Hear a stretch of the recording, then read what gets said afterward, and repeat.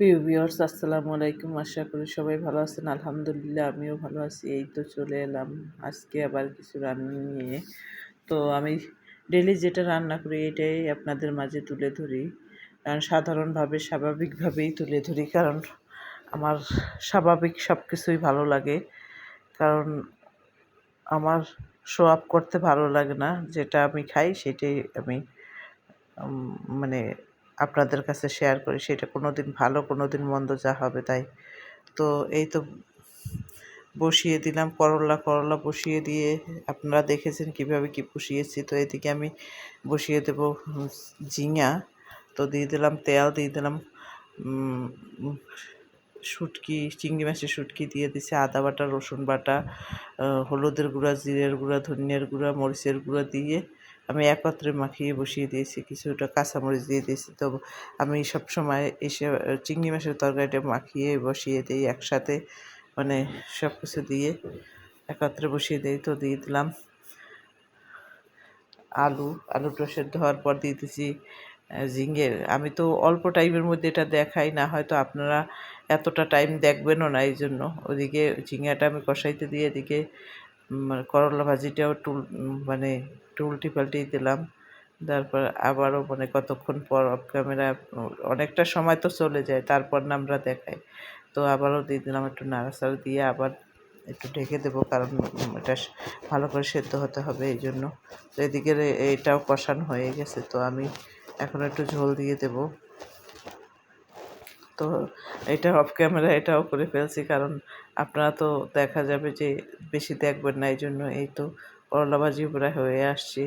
কিন্তু আপনাদের কাছে আমার একটাই অনুরোধ, আপুরা আপনারা যারা দেখেন বা যে দেখেন আস্তে আস্তে দেখবেন। এটা আমার আমি সত্যি উৎসাহ পাই না, আপনারা কেউ একটা কমেন্টস লেখেন না, একটু সাবস্ক্রাইব করেন না। যদি করে না, আপনার বুঝি না কারো কাছে কি আমার ভিডিওটা যায় না, বা কেউ কি ভালো লাগে না, না অতিরঞ্জিত কিছু ভালো লাগে, আমি এটাই বুঝতেছি না। কারণ আমি স্বাভাবিক লাইফের যে বিষয়টা সেটাই দেখাই। তো এই তো দিয়ে দিলাম তেল, এদিকে আদা বাটা, রসুন বাটা, হলুদের গুঁড়ো, মরিচের গুঁড়ো, জিরের গুঁড়ো, ধনিয়ার গুঁড়ো দিয়ে আমি মাছটাকে মাখিয়ে নিয়েছি। এখন মাছটাকে একটু উল্টানি দিয়ে ভেজে আমি যে মরিচটা রয়েছে ওইটার মধ্যে দিয়ে দিলাম পেস্ট। তো পেস্টটাকে আমি একেবারে মাখিয়ে ভর্তা বানিয়ে ফেলবো।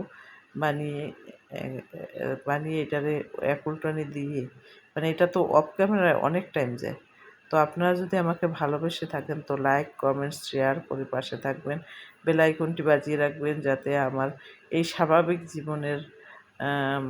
স্বাভাবিক জীবনযাত্রা এইটুকু আপনার মাঝে তুলে ধরতে পারি। আগামীতে হয়তো বা আমি পুরোটাই তুলে ধরবো, কারণ আমি একটু ফেসবুকে একটু মনে করেন সময়টা দিতে হয়।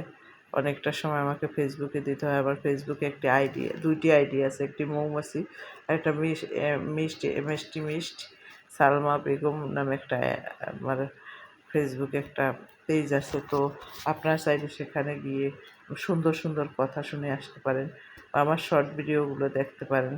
প্লিজ আপনাদের কাছে অনুরোধ, আমাকে দূরে ঠেলে দিবেন না, আপনারা আপনাদের একজন করে নেন ভালোবাসা দিয়ে। তো মাছটি উল্টি পেস্টটাকে একটু তেলের সাথে ভেজে নিব। এটা আমি খাওয়ার পর তো আপনার কণ্ঠ দিতেছি, তো মাশাআল্লাহ এত মজা হয়েছে বলার বাহিরে। তো এই তো জল দিয়ে দিলাম, তারপর 4টা কাঁচামরিচ দিয়ে দিলাম, ঢেকে দেবো। এই তো প্রায় ঝোল কমে আসছে। ঝোলটা কমে আসলে একটু ধনিয়াপাতা দিয়ে দেবো। তো ঝোলটা কমে আসছে, আমি ধনিয়াপাতা দিয়ে দিলাম। এরপর প্লিজ সাবস্ক্রাইব করেন, প্লিজ আমার ভিডিওটা একটু দেখেন, একটু কমেন্টস করেন। তো এই তো রান্না শেষ। তো এই তো একটু দেখিয়ে দিলাম মাছের রান্নাটা। তো এই তো